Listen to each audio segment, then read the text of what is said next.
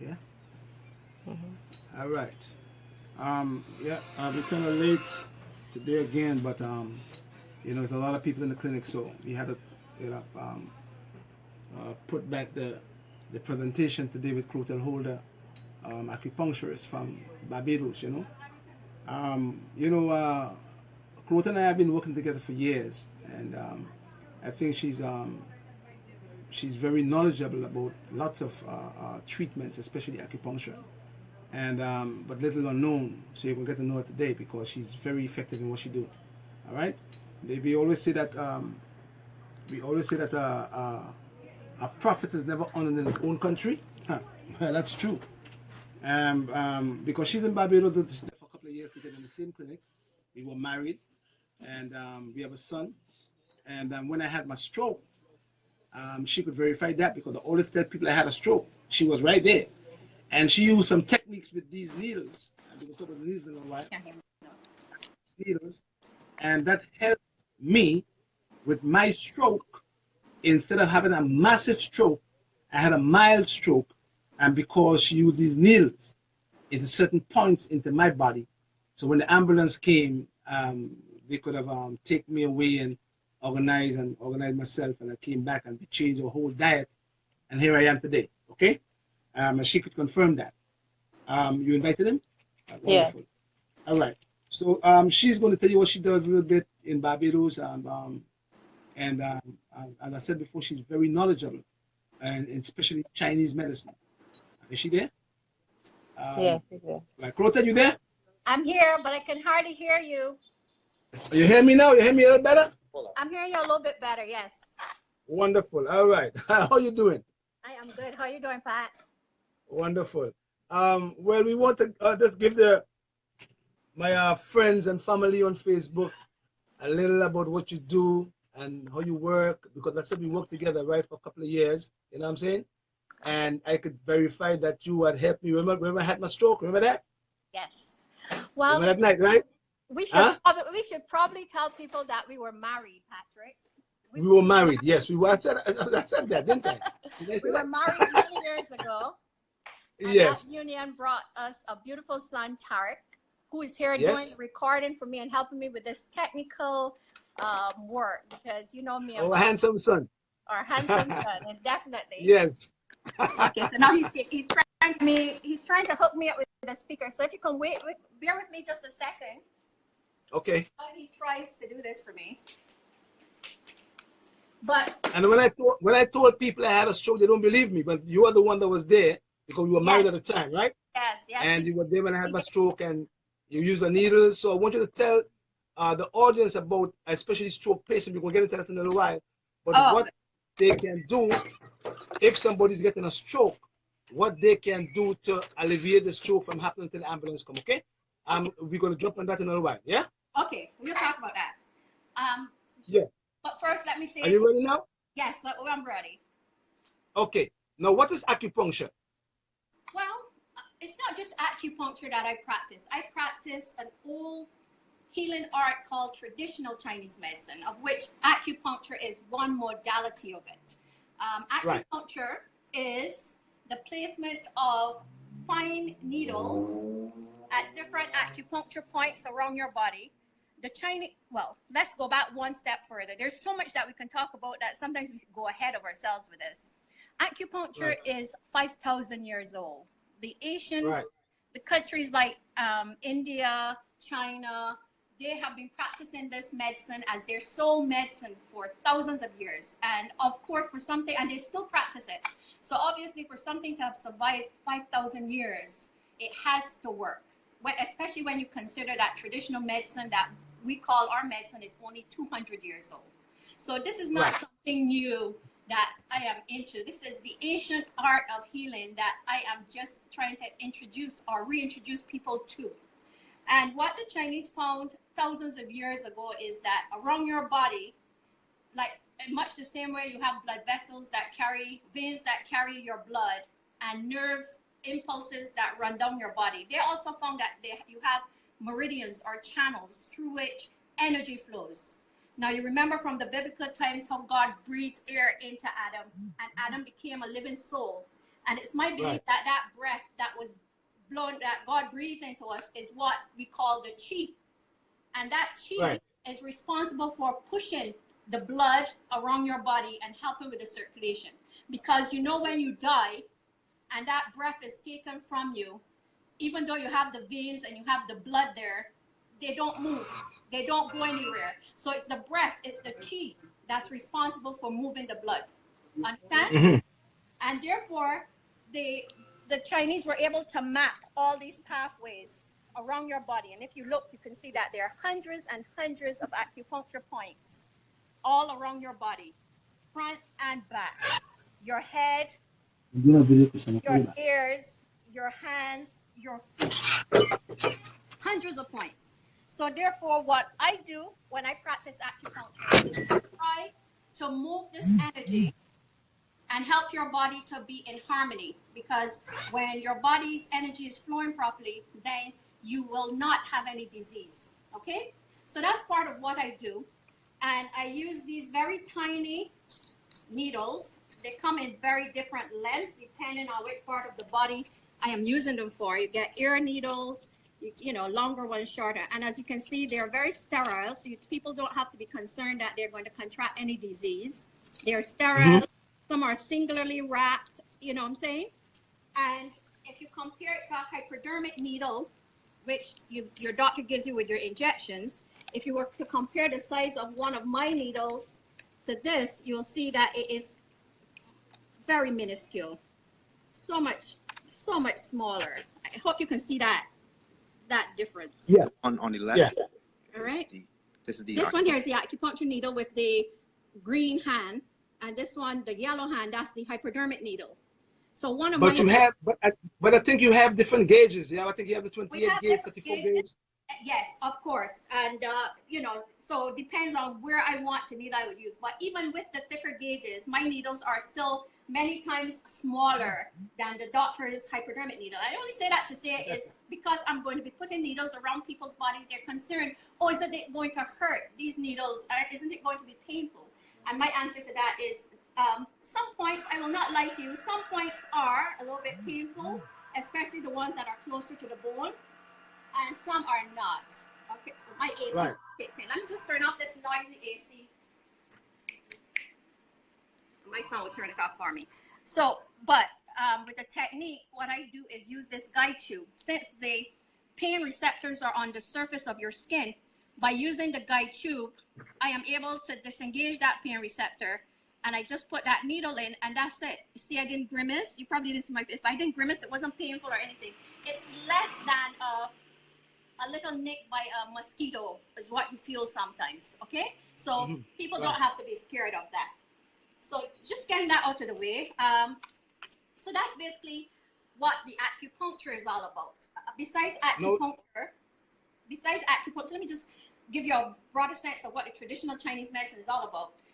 Besides acupuncture, we have different modalities that we can use. We have pole moxa, or moxa. What this is a herb called Artemisium vulgaris.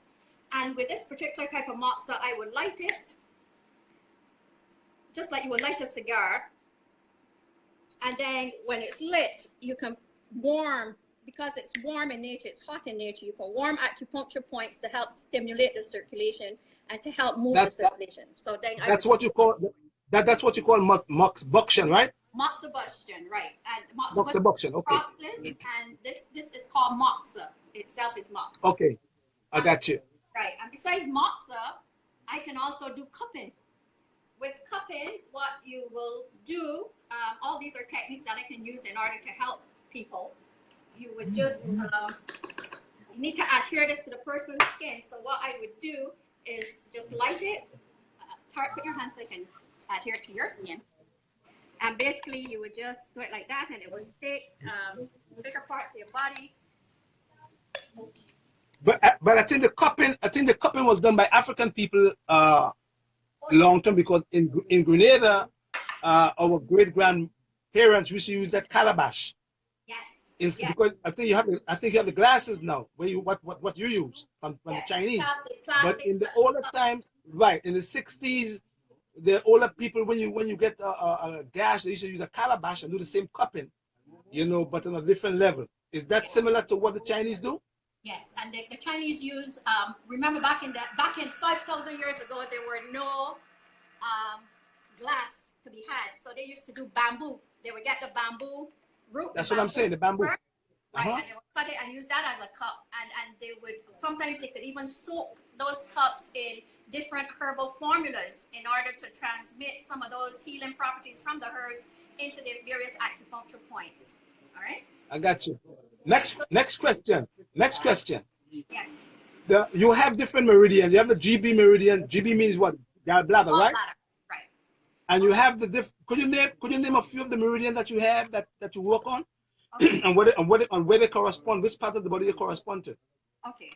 As I mentioned earlier, the Chinese mapped all these meridians around your body, and they gave these meridians different names, which corresponded to the different organs of your body. So you will have like the long meridian that runs up your hand. You have the Mm-hmm. large intestine meridian that runs from the pointing finger up your arm as well. You Uh-huh. got your stomach meridian. There are 12 major meridians, and then you have other meridians, and most of them correspond. You have your heart meridian, your stomach meridian, your spleen meridian, your kidney meridian, your liver meridian, your gallbladder meridian, your small intestine meridian, your ren meridian, your du meridian, and then you have extraordinary meridians that are your chong meridian, which is like a girdle that keeps all those vertical meridians in order. The chong meridian. That's why sometimes as we age and people get lower back pain, is because the energy of the chong meridian runs like this, like a belt around here. That weakens and you get issues, and various other meridians. And because, So go on. so if you're working on, say, your gallbladder, Mhm. you have to use the needles in the GB meridian, or you could use it in the LI meridian. Okay. Yes, the gallbladder meridian would start around here, by the side of your eye, and it runs Mm-hmm. around your ears, up your head, and then it runs down your body, down the side of your leg, and it goes out the side of your foot. Okay?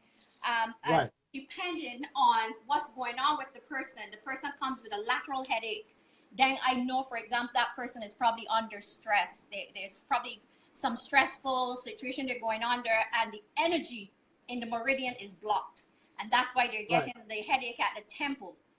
Or, so I might, if I want to, because acupuncture is so complex and yet so easy, I might needle the person somewhere on the head in order to get rid of that headache.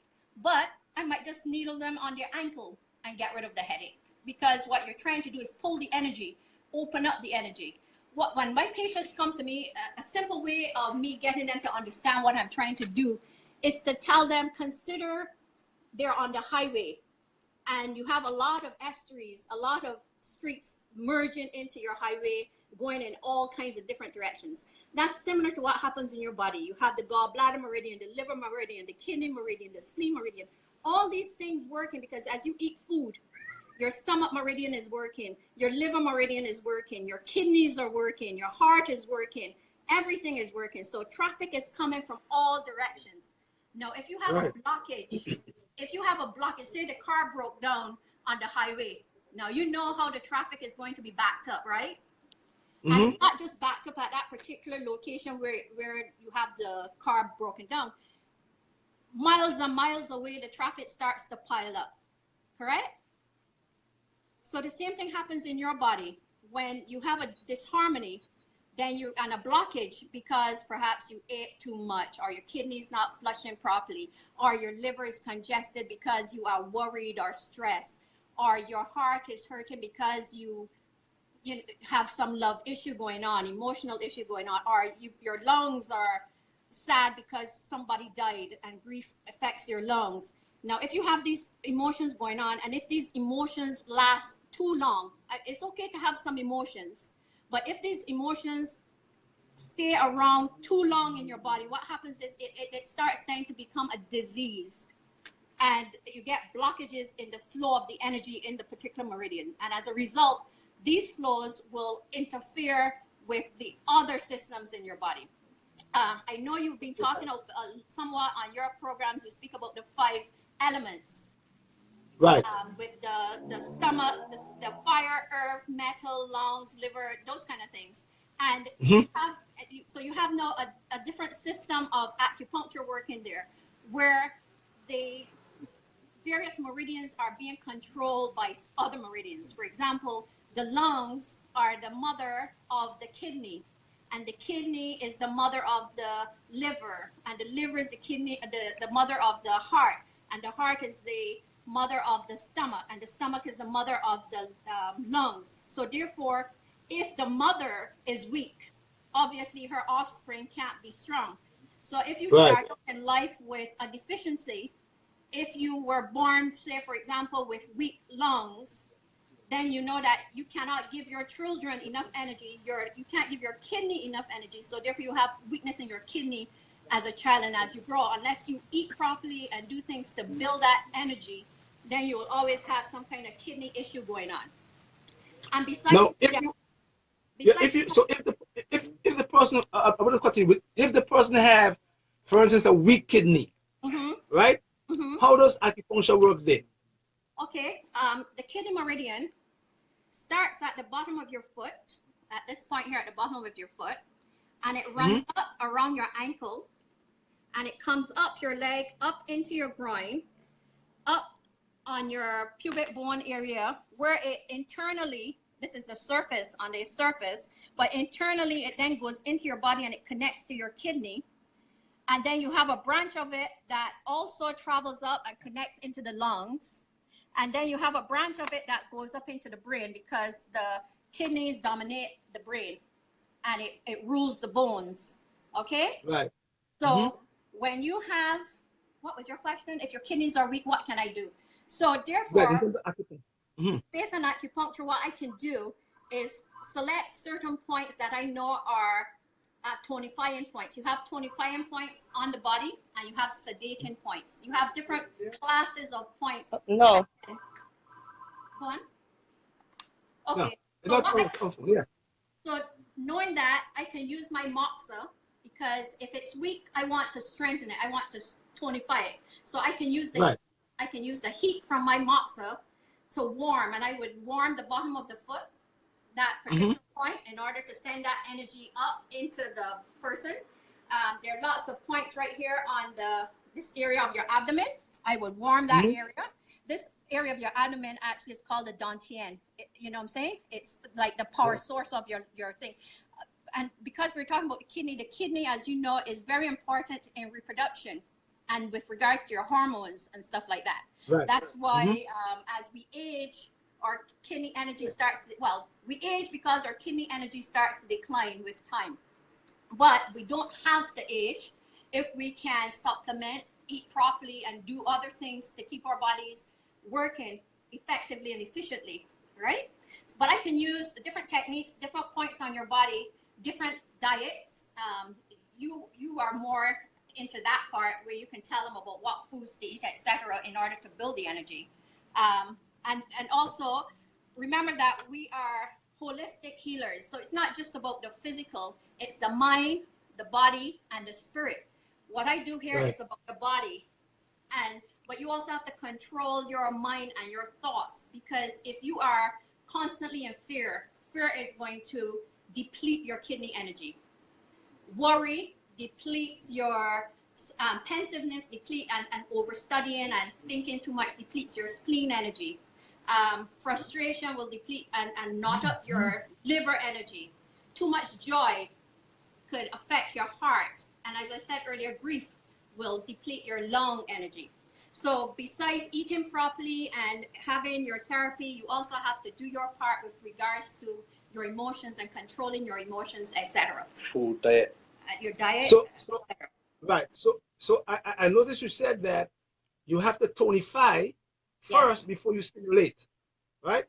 Well, it depends on what I'm trying to do. Now, if somebody comes into me, for example, and they have a fever, or they have an excess, well, we should have talked, there's so much we could talk about, excess and deficiency, etc. But if somebody comes into me with a fever, now we know that that is an excess condition, because it would be a lot of heat in the body. No, I would not use moxa for a situation like that, because I would make them worse, wouldn't I? Adding heat to heat would make them worse. So what I would do is to drain. I would do different acupuncture points, or I would do bleeding. and this is to get around to what you asked me in the beginning with regards to having had a stroke. Bleeding is one way of draining or pulling energy away out of the body. Now, when you had your episode of a mild stroke, it wasn't a great stroke that you had, and we caught it early.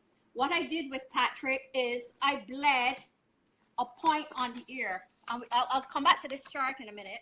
But what I did, and which is life-saving for people to know, if you ever see anyone having a stroke, you get something that you can prick the ear. If you don't have a pin or needle, get a little razor, and you are going to go to the tip of the ear, the apex of the ear. How you get the apex, you can fold the ear back. You can fold the ear back a bit, and you find the apex of the ear. And you just nick that and let it bleed for a bit. And with that, you can save that person's life and give you adequate time to get to the doctor. And that's what I did with Patrick.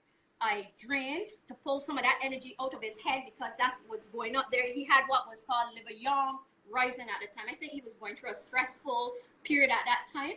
And the stress caused his blood pressure to rise, because the energy of the liver is to be up and flowing. And he had too much liver energy because he was worried or stressed, and that caused too much to go up to the head. And he had this mild situation. So I drained it to pull that energy down, and he recovered. We called the ambulance, and he was fine. But I want you to know that I have treated lots of stroke patients. You don't have to suffer with a stroke and the debilitating effects and lasting effects of a stroke if you can get acupuncture within the first 3 months. The sooner the better. Yep. You can treat that person with acupuncture. Remember there was a guy in Grenada, Patrick, that we treated that had a stroke? Yes, remember him. Yes. Right? And since then, I've treated so many people in Barbados with stroke situations. I remember here in Barbados, when I first came over to study, to work, to open my practice here, I had to go before the Paramedical Association to get licensed to work in Barbados as an acupuncturist. And one of their questions that I found to be very disturbing was that they asked me, and I knew where it was coming from, they asked me, do I say I cure anything? Because, with the FDA, they don't want, unless you are a traditional medical doctor, they don't want you to say that you cure anything. So I know that was a trick question. So my thing to them was, I've had patients who came to me in wheelchair, and after a couple months of treatment, they're now walking around. I don't know. Is that a cure? I can attest to that. I can attest to that. So I left that for them, because I'm thinking, why are you in the profession of being a doctor, a healer, if you are not healing or curing? Exactly. But when you consider the pharmaceutical industry and big pharma, you realize that they're not about cure. It's about giving you more drugs upon more drugs upon more drugs, because it's about making money for them. And I'm glad that people like you and myself and many others out there are educating people to the knowledge that there are alternatives. And I'm thankful, and I say thank you for giving me this vehicle where I can actually tell people about some of the alternatives that they can have. And you got Dr. Sebi too. Yes, of course, that they killed, what I'm saying? A pioneer. Okay, but I want people also to know that God is a magnificent God. And this body that he has engineered comes with it gives you a lot of warning signs. It gives you a lot of signals, okay? And I'm going to share some with your people now, if you don't mind. When you come to me, there are 4 pillars of diagnosis. When you come to an acupuncturist, when you're coming to me, and remember, this is 5,000 years of practice of medicine. So all these fancy tests that you have now were not available. So you needed to be able to diagnose people using your sensory senses. So when someone comes to me, as they walk to me, I'm observing them. And as I observe them, I'm observing their body. Are they thin and deficient?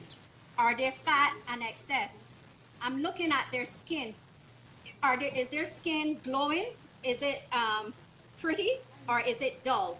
I'm looking at the color. Is it sallow? Is it yellow? Is it black? all these things are indications of some of what's going on with the person. Okay, that's one thing. I also, I'm smelling. I'm smelling as well when they come and I'm close to them. I've had several patients that, especially people who smoke and have liver issues, mental issues, they have a big, my thing is doing a little number here. Anyhow, those people sometimes have a little body, a different smell. They smell bitter. They smell green. And as we know, green is the color of the liver. Bitterness is the taste of the liver. So when I get that, I know this person has some kind of liver issue going on with them. Right. If I smell their breath, you know, if I smell their breath and it smells sweet, or if I get like an ammonia type smell coming off their breath, then I know this person probably has some kind of kidney issue. Or if I'm also smelling them and they smell a little rotten, then I know it's also kidney. You know what I'm saying? Right. When I look at their skin, if this person, you want to ask a question? Sorry. No, I was saying that you also do tongue diagnosis by looking at the tongue. Yeah, I was going to get there. Yeah. So after I'm looking at them and so on, then I ask them to show me their tongues, and you will be amazed. And I want all your audience after this presentation to go and look at their tongues and look at their sister's tongue, their mother's tongue, their family tongue, and you'll see that all of them have some kind of difference to it. When I look at a tongue, your tongue tells me a whole lot. Here are some examples of different tongues with different coatings, different colors. I'm looking at the color of the tongue. Is it red? Or is it a nice pink? Is it dark red and crimson like this? Or is it red like that? All of these things give me a different diagnosis. This will be a heat. Red is heat. Pale will be cold. Okay? I'm looking at the coating. Is it a black coating? This looks disgusting, but it's not really too difficult to treat. This is someone who has a cold constitution. All right? And that can be cleared up with doing some warming herbs and stuff like that. I'm looking at the tongue, at the coating. I'm looking to see where the coating is. If the coating is completely on the tongue, rooted like this would tell me that this person has an excess condition. You can see it's a tinge of yellow. I don't know if you can see that. And it's very high buildup. Now, the front of your tongue represents your heart. The sides, your liver. The middle, your stomach. And the back, your kidney, or your lower part of your body. So I know this person has some kind of constipation or congestion going on down in that part, you know, in their lower bowels, okay? I look at the coating of the tongue. These coatings are coming off. And what this tells me is this person has a yin deficiency with false heat. And what it's doing, that heat, now this will be false heat as opposed to this, which is full heat. Full heat, the tongue would be red, the coating would be okay, it's not burnt off. But because we have this false heat, it's burning off the coating off his tongue in different patches. And the severity of it, as it gets worse, then it gets, you know, less coating and so forth on the tongue. Also, the location of where the patch is coming off, here it's in the center, so it tells me this person has stomach issues, heat in the stomach, deficiency heat in the stomach, all right? I'm looking at whether or not the tongue has scallops at the sides. This will tell me if the person is retaining water, because if they're retaining water, the tongue gets fat and it pushes against the teeth and it takes up the impression of the teeth. All right. I'm also looking at the tip of the tongue. Is the tip of the tongue red? This person comes in with a very red tip. I know they didn't sleep well last night because their heart energy was up. Because remember, the tip represents the heart. And if it goes further back, then I know it's also affected by the lungs. If the person grieving, something like that.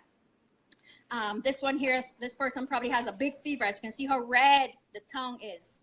So there's lots to be deduced from the tongue. And based on that, then I will know how to treat the person. I see a lot of women, I don't know if I'll be able to pan through here, I quickly see. I see a lot of people that come to me with tongues that have those black stasis spots on it. And they always tell me, oh, I had those forever. And I burned my tongue when I was drinking tea or something like that. But it's not that they burned their tongue. It's because they have circulation issue. So those are like stasis macules. And 9 out of 10 times, those people have fibroids if they're women, or circulation issues, or where, depending on where it's location, probably some kind of heart issue going on. Okay, so the tongue tells me a whole lot. Besides the tongue, the face. The face also tells me a lot. When I look at a person, I look and I can see several things about their face that, depending on where the wrinkling is on their face, I know whether it's your small intestines. I know if it's your adrenal gland. I know if it's your liver. If it's over here, it's like your liver. I know if it's your gallbladder. I know if it is your small intestines, or if you have like metal poisoning, heavy metal poisoning. I can tell if the person is constipated with the deep grooves at the side of the nose. As we get older, we get these little things going on here because that's the kidney. That reflects the area of the kidney as well. So I know like menopausal women will come with these little bags here and stuff like that. So the face tells me a lot as well. And and because of it and because of the beauty, you can also use acupuncture in order to rejuvenate the face. You can put acupuncture needles at different points of the face in order to rejuvenate the face as part of cosmetic acupuncture, to give your face that glow, to take away some of the wrinkling, to help strengthen the muscles of the face so that your face is not saggy, etc., etc. Wonderful. Okay. Now we'll go back. Now we'll go back to the ear, and I want people to look at this ear and notice that the ear looks like that upside down fetus. This being the head, and this is the body, doesn't it? Pat? Yeah. Doesn't it? But I'm going to see now. Yeah. Okay. I got it. Yeah. Like a baby upside down. Mm-hmm. Right. So that is why I am able to treat people using ear acupuncture. All right. Remember when I was in New York, a part of my internship was to treat ex-cons who were drug addicts, and we used the ear. We used the ear, the NADA protocol, in order to detox people. There are certain points in the ear that you will use that will help to detox them, to help them stop smoking, to help them stop drinking alcohol, etc., etc. But besides that, I use the ear to treat a whole lot of things. If Tarek can just scoot down there, you can see all the different diseases that at the different points that you can use to treat. Hypertension, vertigo, diabetes, a whole lot of things you can treat. Sinusitis. All right. So Clotelle, Sansan, everything was if anybody want to contact you, how do they do that? If people want to contact me, I'll let Tarek focus on my business card. Right. And you can post it under the post also. So I've been posting it, Dad. I've been posting it. Okay, son. All right. Okay, handsome son. Love you, man. I love you too, man. So we have also talked about that, and Patrick, you wanted me to specifically also talk about the ear seeds. Now that I've shown you that in your ear you have lots of acupuncture points. Yes, I think I have them right here too. Exactly. Here they are. Right, those are the hair seeds. Right, exactly. Those are the hair seeds. I have them. Yeah. So we can use these ear seeds and just stick them at the back of the ear seed. There is a little seed that you just press onto the acupuncture point in the person's ear. It can stay on there for many days. And what the person would do is just stimulate it by pressing the various seeds wherever I have located them or you have located them. And it continues to stimulate that point to help treat the situation. So this is another part of what traditional medicine is all about. And of course, when people come with pain, you have different pain patches that are soaked in different herbs and so forth, medicated, that you can, stick on the body. This also helps with pain. There's one called Body Heat. In here, there is a similar thing, similar patch, but it has a heating mechanism inside, so that when you activate it and you stick it on, it continues to keep heat in there for about 12 hours. So people who have rheumatism or pain and stuff like that, they can get these and stick it on. I think you can buy them on Amazon and you can stick them on your pain situation. Yes. And Okay, okay, Clotelle. Yeah, we gonna have to yes. Because we have a few people here now waiting and they're getting impatient. But we're gonna do another segment of your how you treat people. Maybe something next week. We're gonna have another maybe a little bit more time home and be home, and it's more you know we have a lot of people come down our throats. You know what I mean? People are gathering outside, you know. Yeah. And we become more specific. We'll choose, for example, you've been doing a lot on kidney recently. We'll probably do something on kidney to see how we can incorporate your way of doing it along with the acupuncture to help the energy. Yeah. What we want to try to do? We're going to do something on the kidney and the liver meridian. Can we do that? Yes. The next segment we're going to have. Definitely. And how we both could treat the liver and the kidney in terms of in harmony and disease, both of them together with not only herbs and supplementation, but also acupuncture. Yeah. Definitely. That? Those are two major organs through which all your blood flows, and the liver does over 600 jobs. So it's very important that we keep those healthy. And wonderful. Before we go, just remind people to drink water. Your body is, in most places, 75% or more water. The more water you can drink, hydrate yourself. It will help keep some of that pain away because it will help with the electrolytes to move more effectively around your body, and it will help with your circulation. It will help your kidneys to flush properly, and it will help with a lot of the pain that we suffer and keep away a lot of disease. So, Patrick, I want to say thank you, and I thank your audience for listening, and I hope I've been able to educate them a little bit more about alternative medicine. We will do that. And I told them, I told you she was a lot of information. I told you all that today. When we're going to do another one, I'm going to let you know, and we're going to have one on the kidney meridian, on the liver meridian, and how you do acupuncture with other treatment to get people better, because that's what it's all about, healing the nation. Yeah. I want to thank you for accepting my my invitation, and I hope that we can work together in the future. Yeah. Okay. Yes. And what people can also do is to go on my Facebook page. What's her name? Her name is Clotelle Holder. Yes. CLOT Clotelle Holder. That's her name. You could go to Facebook and you could see her there. Just search and punch in Clotelle Holder. You can see her there. Clotelle Holder. HOLDER. Looks, and you'll see that I have posted a whole lot of diseases that acupuncture and herbs have been shown to treat effectively, even better than herbs. Blessed love. All right, Clotelle, blessed love to you. Hey, son, I love you, man. Love all right. Bye. Peace out, man. And Mia, love you all. Come home soon. Bless. Yeah. All right, son. Blessed. Bye-bye.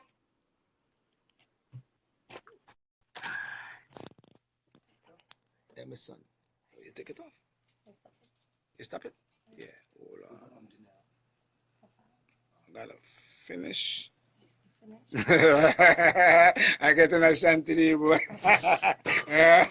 Thank you, Trisha. Blessed love. Thanks for watching. Bless.